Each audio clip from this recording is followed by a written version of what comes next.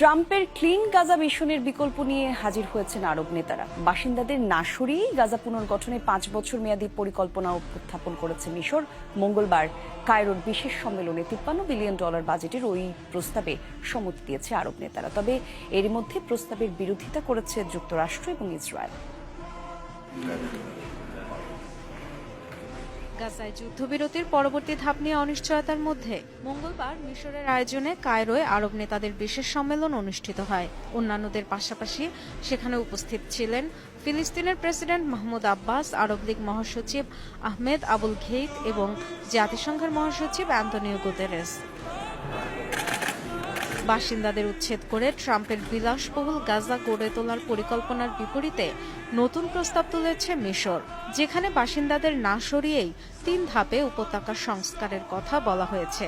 কর্মসূচি পরিচালনায় ফিলিস্তিনি কর্তৃপক্ষের তত্ত্বাবধানে গঠন করা হবে বিশেষ কমিটি।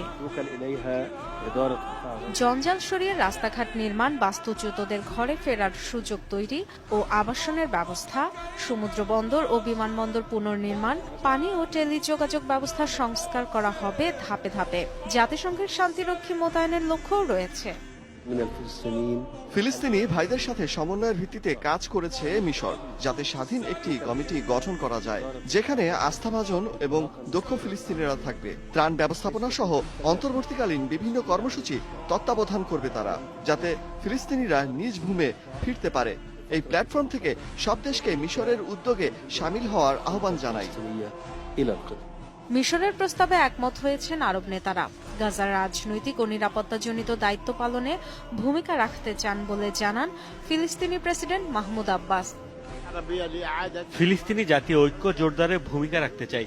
স্বচ্ছতা ও জবাবদিহিতা নিশ্চিতে প্রশাসনিক সংস্কার প্রয়োজন। বিভিন্ন উন্নয়নমূলক কর্মসূচি পরিচালনায় ফিলিস্তিনি জনগণের বৈধ প্রতিনিধি পিএলও হামাসের সাথেও বিভিন্ন সময় আলোচনার উদ্যোগ নিয়েছি, তবে দুঃখজনকভাবে কোনো ফলাফলে পৌঁছানো যায়নি।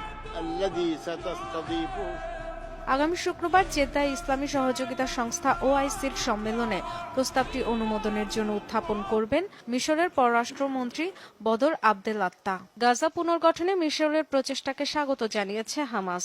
কায়রোর প্রস্তাবকে প্রত্যাখ্যান করেছে ইসরায়েল ও যুক্তরাষ্ট্র। ইসরায়েলে হামাসের হামলা পরবর্তী পরিস্থিতি বিবেচনায় নেওয়া হয়নি বলে অভিযোগ করেছে তেল আবিব।